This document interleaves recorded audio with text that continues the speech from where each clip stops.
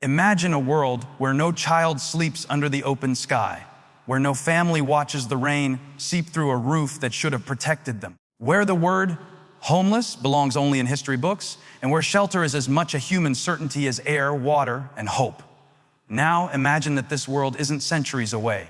It's not a utopia carved out of fiction. It's a reality already taking shape quietly, steadily, relentlessly, born from a truth that has been hiding in plain sight. Humanity already possesses the tools to solve the housing crisis. The only thing we've been missing is the will to use them. For too long, the story has been told the same way. Housing shortages framed as inevitable, resources painted as scarce, solutions dismissed as too slow, too expensive, too complicated. The world has been taught to accept the crisis as a permanent wound on our collective conscience. But wounds heal when they're treated, and the treatment for this one has been within our reach all along. The moment we stop telling ourselves what cannot be done is the moment the impossible begins to dissolve. Because the truth is this: the barriers keeping people from safe, dignified homes are not rooted in a lack of ability, they're rooted in a lack of belief. History has shown, time and again, that when we decide to reach beyond what's comfortable, we find new laws of possibility. We once believed that human beings would never leave the ground, that we would never walk on the moon, that we would never touch the stars. And yet, the very same drive that shattered those limits now has the power to transform the ground beneath our feet. Think about this: technology engineered to survive the brutal vacuum of space, to endure extremes far beyond anything found on Earth, is now being used to confront one of humanity's challenges, giving people a place to call home. This isn't some distant fantasy.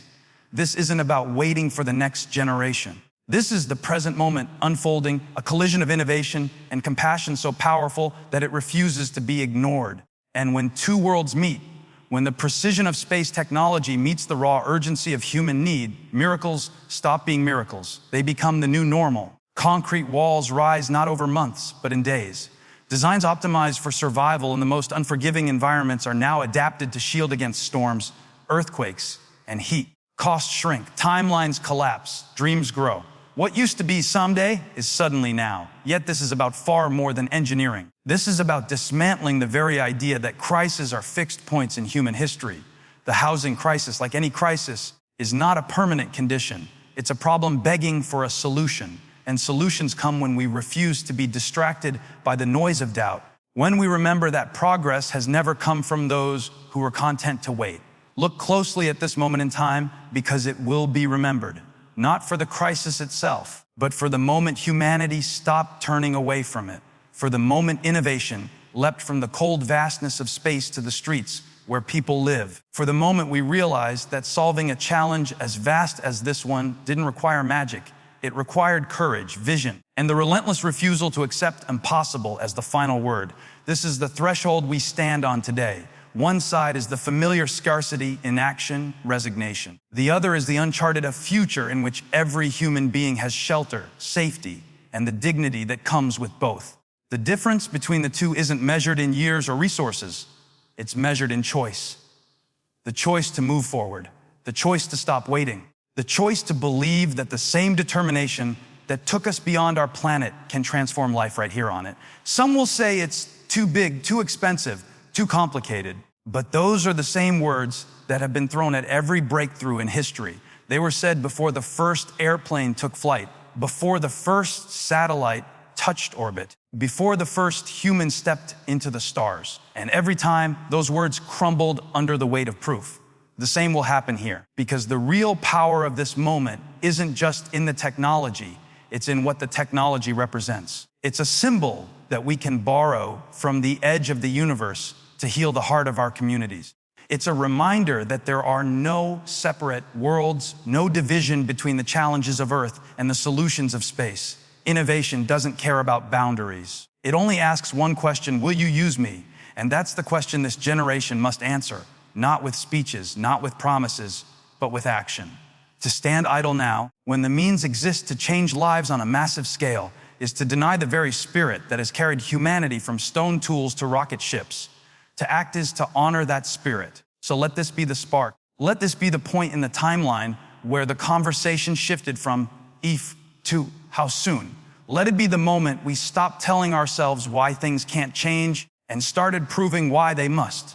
Because every day we wait, another child goes without safety, another family lives without stability, another community is robbed of its chance to thrive. But the day we decide enough is enough, the day we take the tools in our hands and begin to build without hesitation, that is the day history changes course, and that day can be today. For decades, the housing crisis has been described as if it were an unmovable wall, a tragedy to be managed, not a challenge to be solved.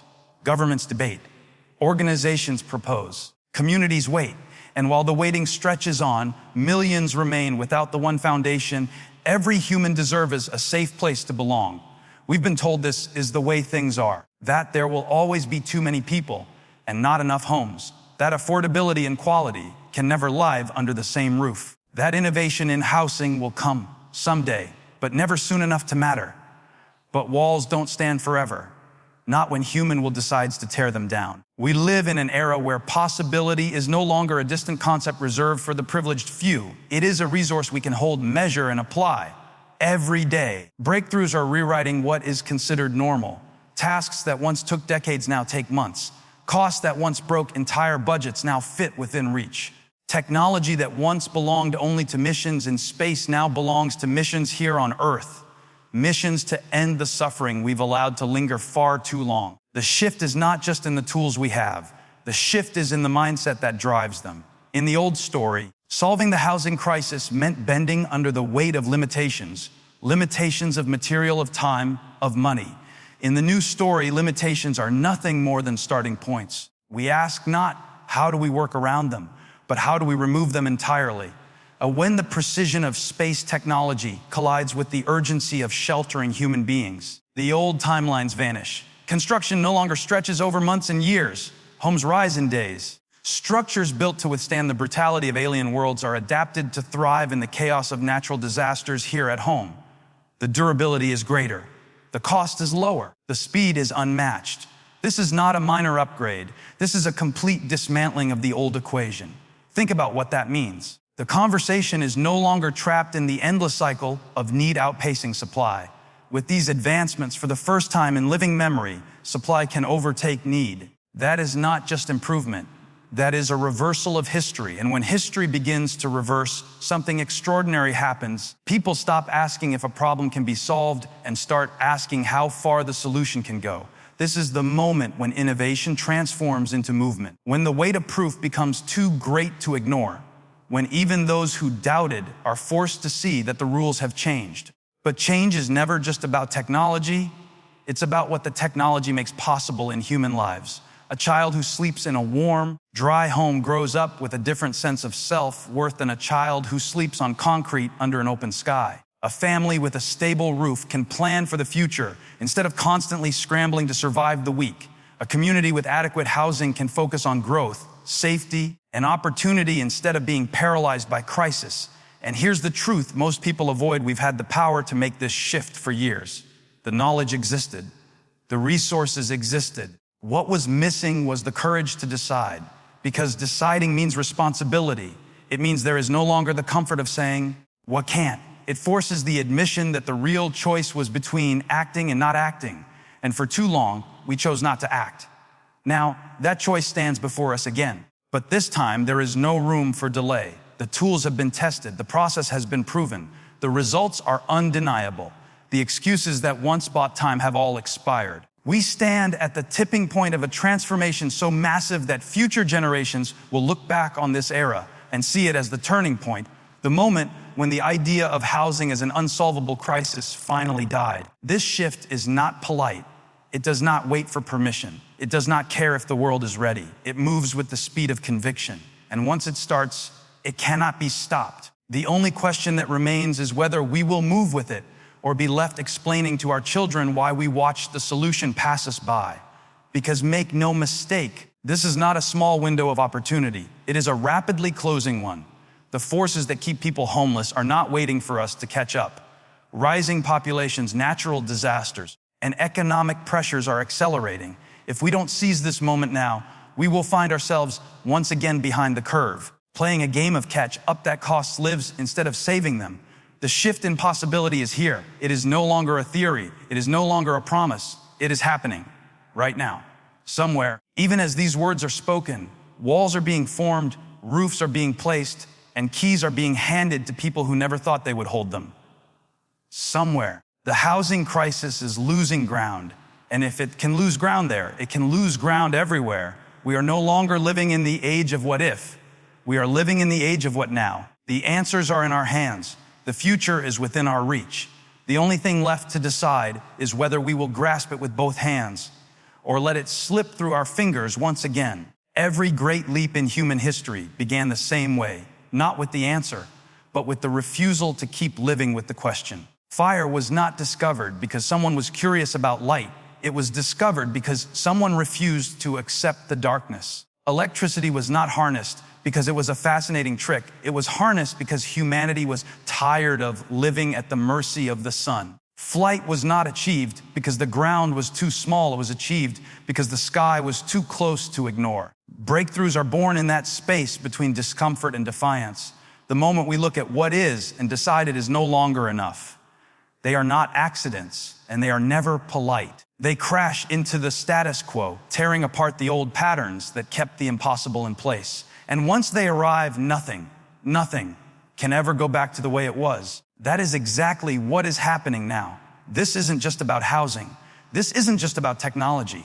This is about a declaration that we will no longer accept the idea that people should sleep on sidewalks while we have the means to build them homes. It's about taking the brilliance that once built machines to travel beyond our planet and bending that brilliance toward the most urgent needs here on Earth. Think about the weight of that. The same engineering that once stared down the vacuum of space, the same problem solving that made it possible to withstand alien atmospheres and crushing forces, it is now building walls, roofs, and foundations for the people who need them most. The harshness of space is a test few things can survive. If a technology can pass that test, imagine what it can do in the storms, earthquakes, and heat waves that tear through our communities every year. This is resilience on a level the housing industry has never known. For centuries, the process of building a home has been slow, vulnerable, and expensive. It required endless hands, endless time, and resources that could be stolen away by weather, shortages, or economics. But breakthroughs don't just improve the old system, they replace it. They take the vulnerabilities that once crippled progress and turn them into strengths. A process that used to take months now takes days. Materials that once degraded quickly now last for decades. Designs that were once fragile now stand like fortresses against the elements. And here's the most powerful part. This isn't just about speed and strength. It's about freedom.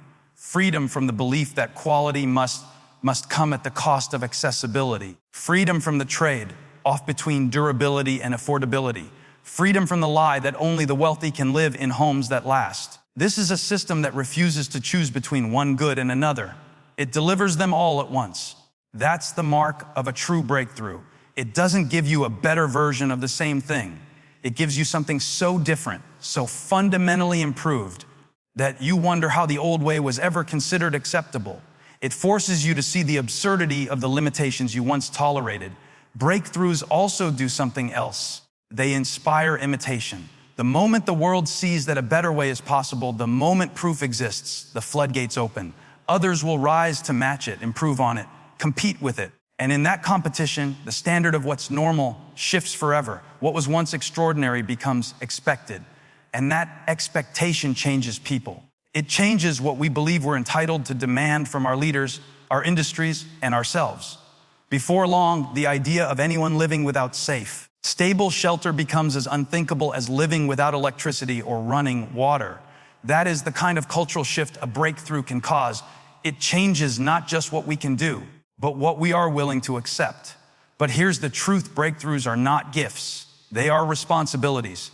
Once we have them, we are accountable for what happens next. When a solution exists, the choice to ignore it is no longer a choice of ignorance. It's a choice of neglect. And history does not look kindly on those who had the power to act but stood still instead. The arrival of this housing technology is more than a milestone. It's a line in the sand. On one side lies the world as it was slow to change, weighed down by excuses, comfortable with failure as long as it was familiar. On the other side lies the world as it could be fast, efficient, compassionate, unwilling to leave anyone behind. The line has been drawn. The only question is which side we will stand on. And don't be mistaken, the side we choose will define far more than housing. It will define our identity as a generation. Are we the kind of people who use our most advanced innovations to make life better for everyone? Or are we the kind of people who build marvels for the few while ignoring the needs of the many? Our answer will be written not in words, but in the choices we make now. Breakthroughs demand action. They don't exist to sit in warehouses or gather dust in research papers. They exist to be deployed, to move quickly from concept to reality. And the longer we hesitate, the more we betray the very purpose for which they were created. We have crossed into new territory. We are holding in our hands the kind of power our ancestors would have called magic. To waste it would not just be a failure, it would be a betrayal. And if we refuse to betray the people who came before us, if we honor their sacrifices and their relentless pursuit of progress, then we must use what we have here and now to build the world they dreamed of. Because that's the final truth about breakthroughs. They are not the end, they are the beginning. The housing crisis is not a set of statistics. It is not a headline, it is not an abstract challenge that can be discussed casually over coffee and then set aside. It is lives, it is names, it is faces. It is the elderly woman sleeping in her car because rent swallowed her savings. It is the child doing homework under the dim light of a street lamp because there is no desk, no bedroom, no home. It is the family displaced by a flood, still waiting months later for a shelter that may never come. We have been conditioned to treat these realities like background noise. Tragic, yes, but permanent, as if they are simply part of the landscape of life, like mountains or rivers. But they are not part of nature. They are the result of human systems. And what is built by human hands can be rebuilt by human hands. The urgency is not just in the suffering itself. It is in the fact that suffering compounds. A person without stable housing is not just at risk of being cold or wet. They are at risk of losing their health, their job, their education, their safety. Homelessness steals not just comfort, but opportunity. It is a trap that tightens with time. And the longer it takes to act, the more leaves it consumes. This is why later is no longer an option. Every day that passes without change is another day when children grow up believing instability is normal. It is another day when talent is wasted, when potential is lost, when hope is traded for survival. These are not just individual losses. They are societal losses. A society that allows its people to fall this far is a society that weakens itself from within. And the cruel irony, the resources exist, the technology exists, the proof exists. This is not a problem that requires decades of research to solve. It is a problem that requires the courage to prioritize solutions over excuses. When we talk about why it matters now, we must remember that time is the most unforgiving currency we have. Money can be replaced, materials can be replenished, but time, once it's gone, cannot be recovered. A child who spends their formative years without a safe home cannot simply rewind the clock when the system finally gets around to helping them. That moment in their life is gone forever. The damage done in that span of time leaves marks that no amount of retroactive aid can fully erase. We must also acknowledge the speed of the forces working against us. The population is growing. Climate events are intensifying. Economic pressures are stretching families thinner than ever. Waiting is not neutral.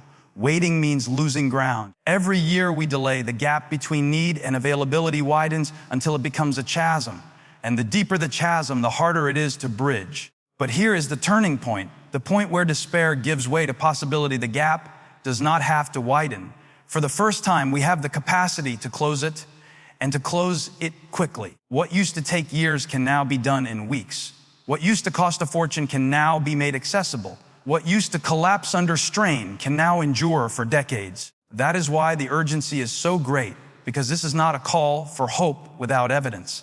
This is a call for action backed by proof. The breakthroughs are real. The results are measurable. The only remaining variable is whether we choose to deploy them at the scale that matches the crisis. There is also a moral dimension we cannot ignore. If we know how to end unnecessary suffering and we choose not to, then we are not simply bystanders. We are participants in that suffering. Neutrality is not an option. Inaction is not neutral. It is a decision, and it is a decision with consequences. History has a way of reducing moments like this to single question: did they act? And the answer defines us for generations.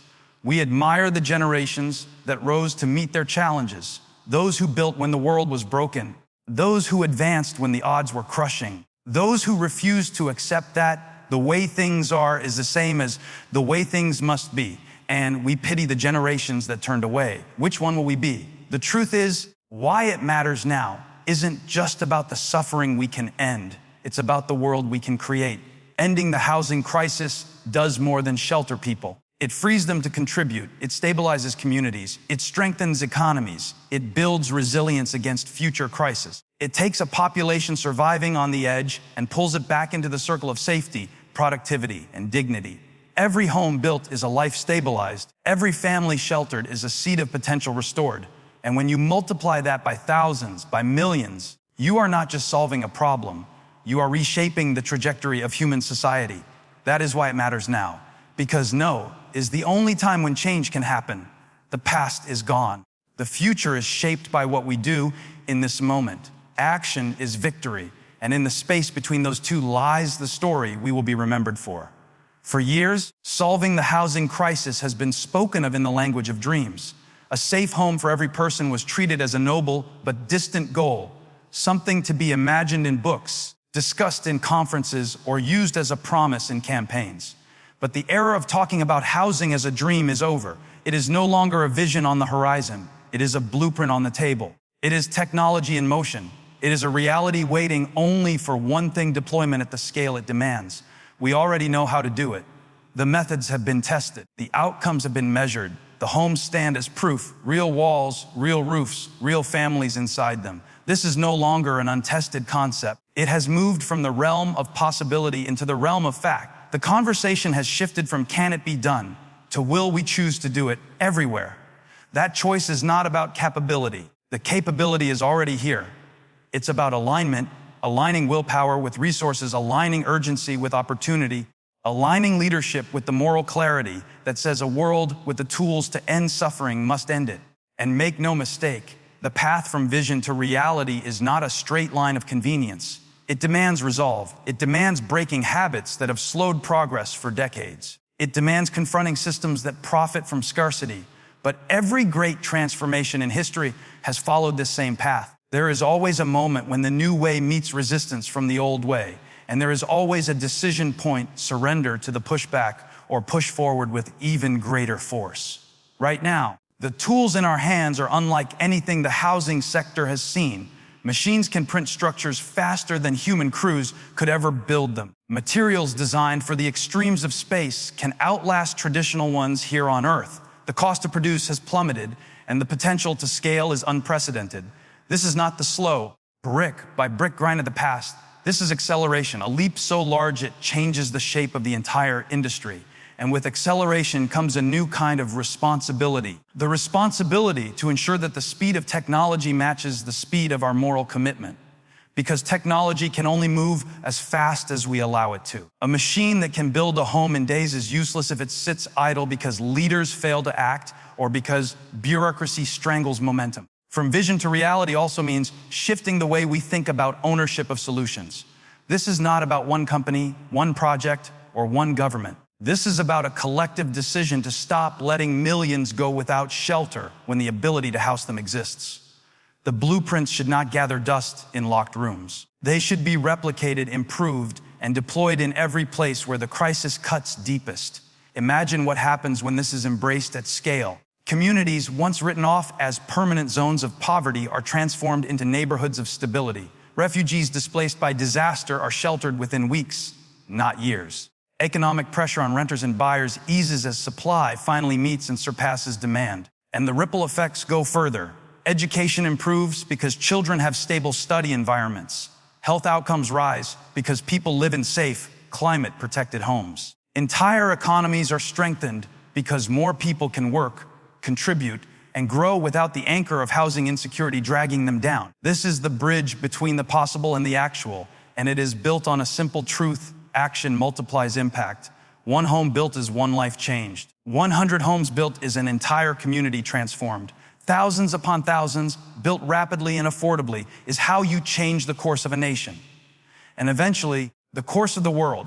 But here is the danger: the longer we delay in making this transition, the harder the shift will be. Old systems will continue to dig in. Skeptics will grow louder. The urgency will fade in the public eye. That is why the leap must happen now, while momentum is in our hands. Because once momentum is lost, it is twice as hard to regain. The path from vision to reality is not about waiting for the perfect moment. The perfect moment is an illusion that keeps change forever out of reach. The truth is, the perfect moment is the one we decide to act in. And that moment must be, now. When generations to come look back, they will not remember every detail of the technology or the politics. They will remember the choice. They will remember whether we acted when we had the chance. And if we act, they will live in the proof of our decision, in the homes we built, in the stability we created, in the future we refused to postpone. From vision to reality is not a journey for someone else to take. It is ours. It is here, and it is already underway. The only question left is how far we are willing to go and how quickly we are willing to get there. This is the line in the sand. On one side is a world where millions remain without shelter, where families are forced to trade dignity for survival, where children grow up learning instability before they learn opportunity.